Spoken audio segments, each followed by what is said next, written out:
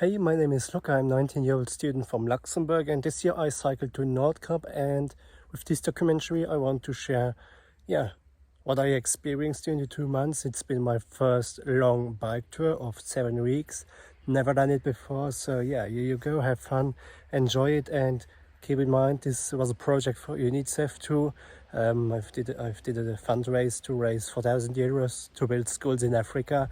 So yeah, sometimes you will see me with a UNICEF t-shirt on, so just so you want, have fun, and let me know in the comments if you have any questions about how I did plan it. And yeah, just inform me if you want to do it by your own. If you need help, contact me, feel free to do so, and I hope you will enjoy it again, and yeah, see you.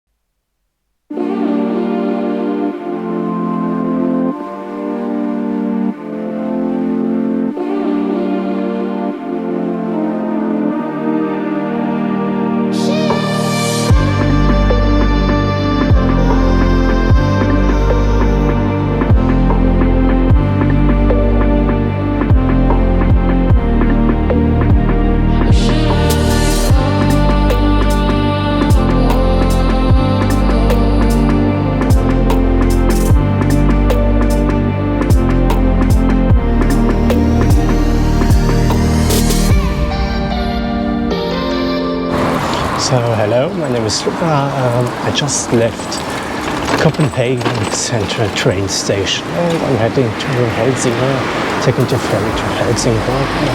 This is the adventure begins. I hope it goes on well. I saw the weather will be rainy the next couple of days for the start, but that should be fine. Life of a biker.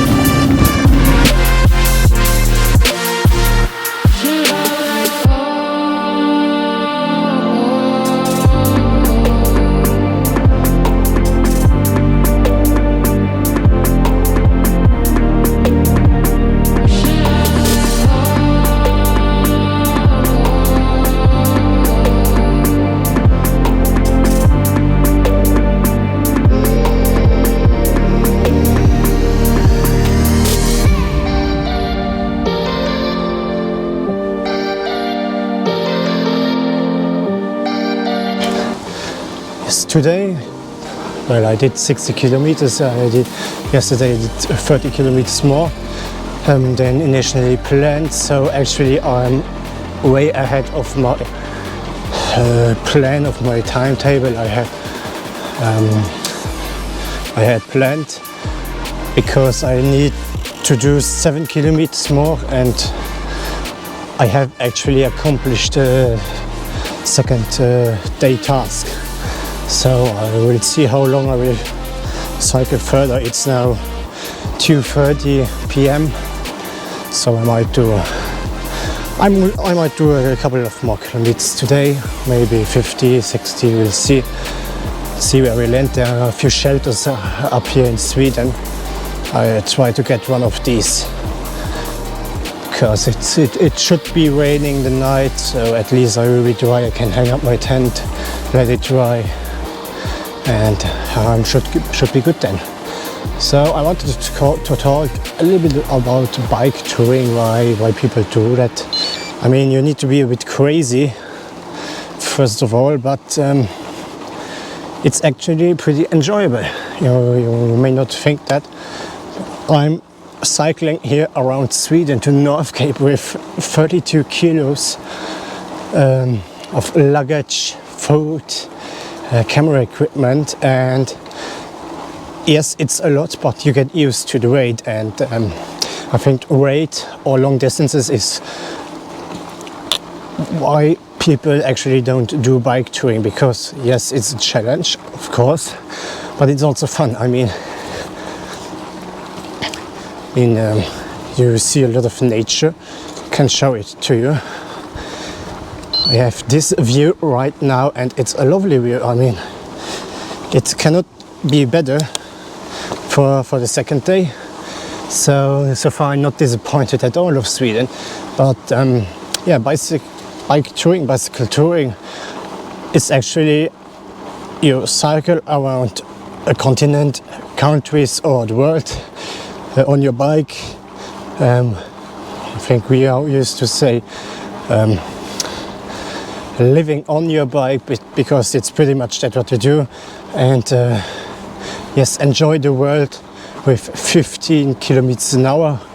Well, I'm a bit faster now, but it's basically that you get more in touch with nature, and that's what makes bicycle touring fun. Like, well, not always, because this morning I had only rain for 4 hours. I just got lucky to have a small timetable of 5 minutes where it did not rain that much, so I could pack up my tent.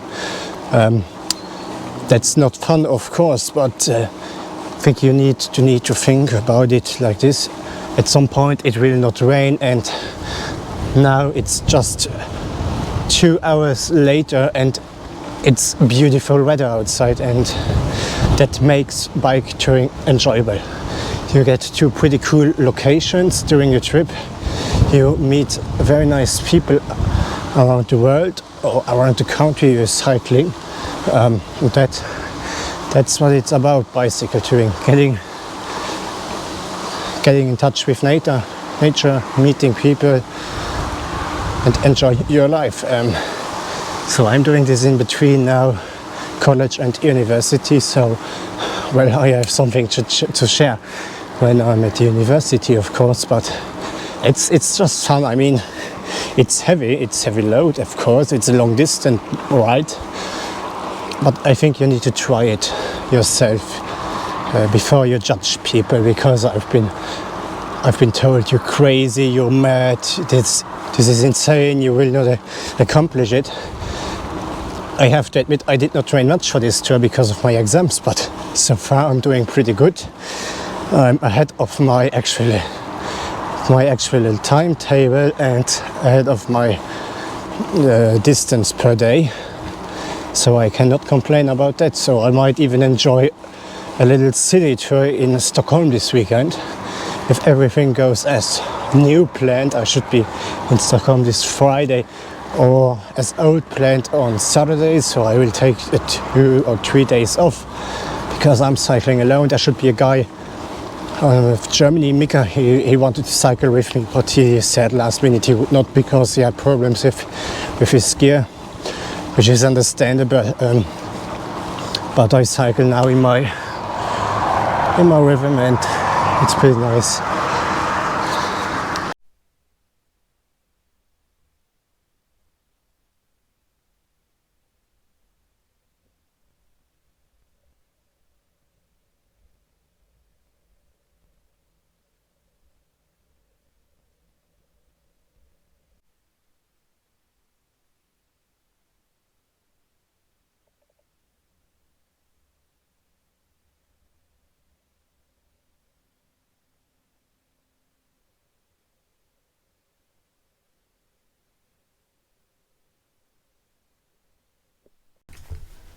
Good morning, guys. So it's currently 5:20 a.m. It's day 5 of cycling and day 7 on the tour. But the reason why I started so early cycling is basically my sleeping pad has a hole in it.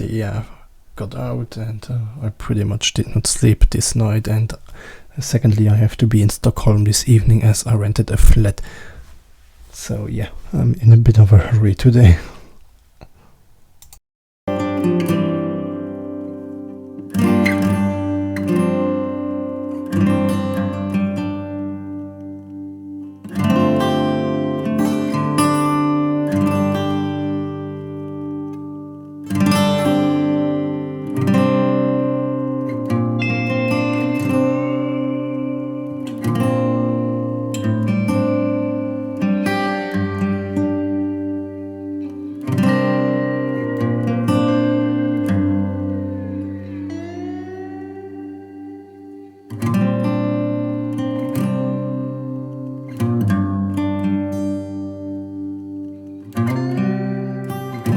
So good morning guys, it's Tuesday 12th July.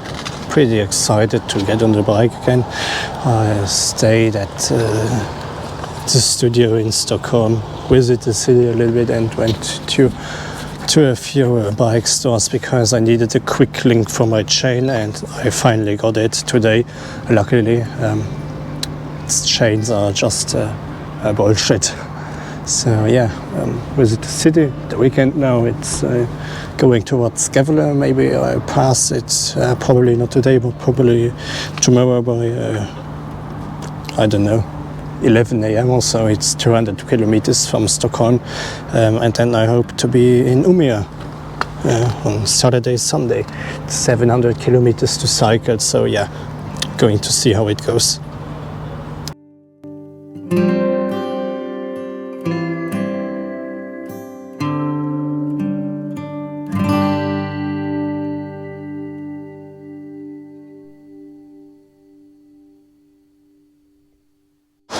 So now it's actually, well, day 8 of cycling. I did 860 kilometers so far, 850, something between those two numbers. And actually I'm planning to be in Umeå this Sunday. It's 505 kilometers to do. So if I do each day 126 kilometers or so, I should arrive on Sunday in Umeå. And what's the amazing part is that Umeå is already, I think, like 2/3.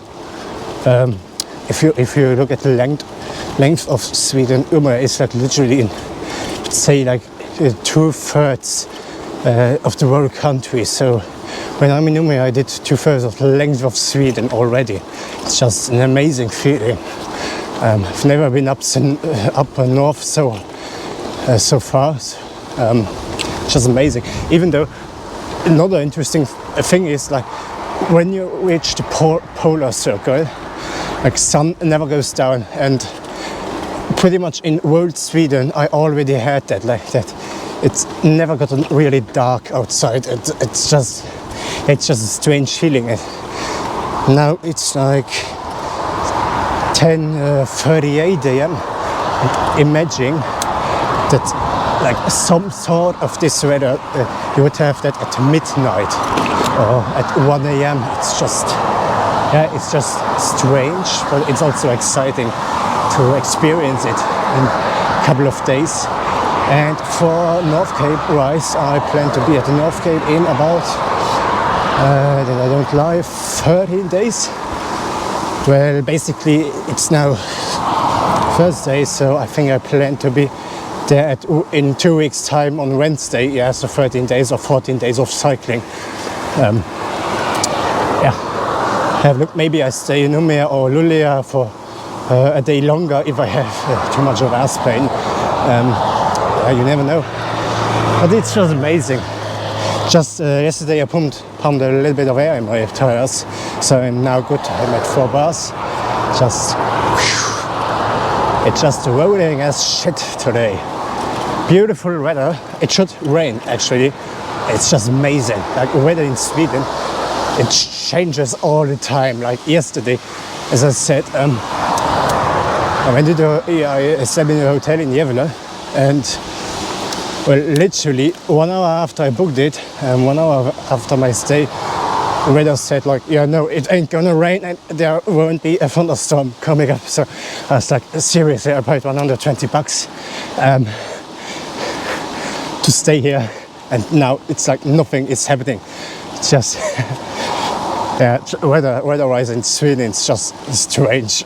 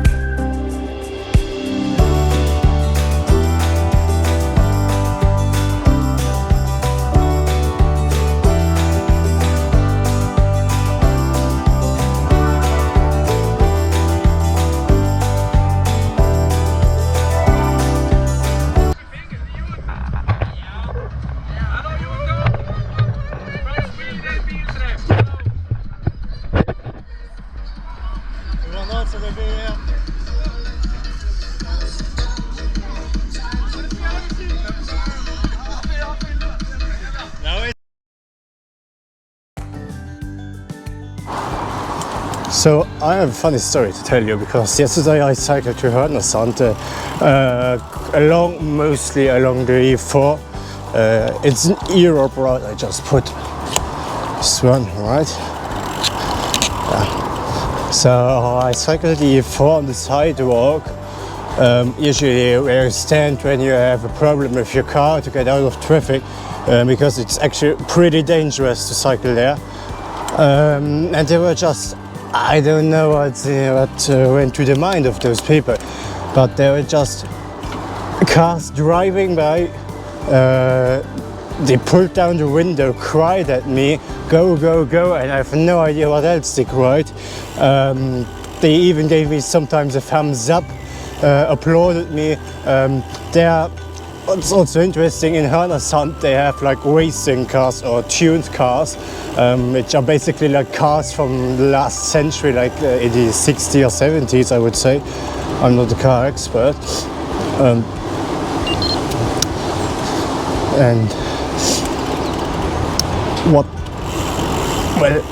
quite often there are like a bunch of people at the back, so like three friends or so. And basically every time a car passed by, at least one of those three backbenchers looked at me, and I think they were just like thinking, what's he doing? Is this man mad cycling along this road? It was just crazy. And there were also two funny other things, because one car who passed by were like a lot of men sitting in there. He literally stopped almost in the middle of the road and asked me if I wanted the beer. He even helped me the beer like out of the car. Obviously, the cars behind him, those people were not happy about it. It was just a crazy day, a crazy trip to Hörnesand yesterday. And the other, I will show a few video over it. I got stopped by or pulled over by a bunch of youngsters, or I would say my age. One is actually 2 years younger than me. They asked me if I wanted to drink something. They had something in a cup of coffee. I asked if it was alcohol. He said no. He said it would be coffee. I sniffed at it and it was actually alcohol. I mean, I don't drink alcohol, but that's also why I can smell alcohol pretty good, because I don't drink it. And yeah, I didn't drink it at all, because like I've been asked later if I would take drugs for the tour. So I assume, no offense, I mean, they're watching the documentary. Maybe there could have been something in the drink, I don't know. But I don't drink alcohol, so I don't have to worry about it anymore. Yeah.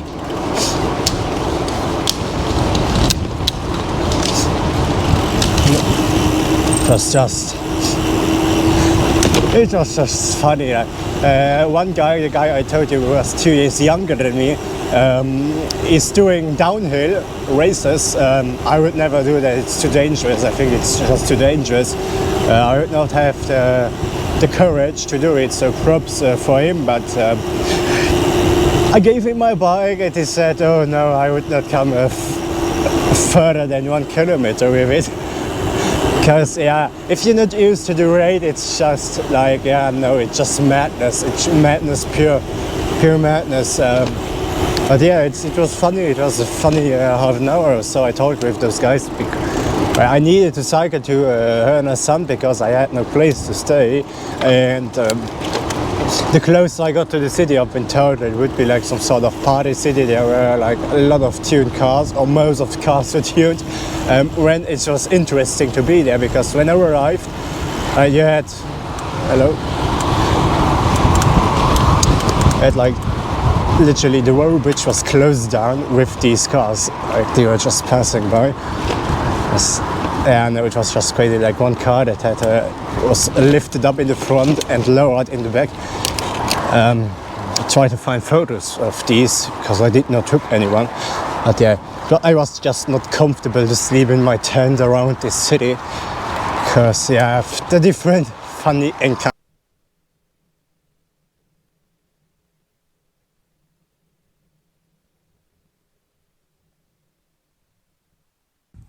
Hey, I hope you enjoyed the documentary so far. In 2 weeks I will upload the second part of it, so stay tuned. Leave a like, leave a comment or subscribe, and turn on the bell so you get notified when the second part will come on. And see you then. Cheers.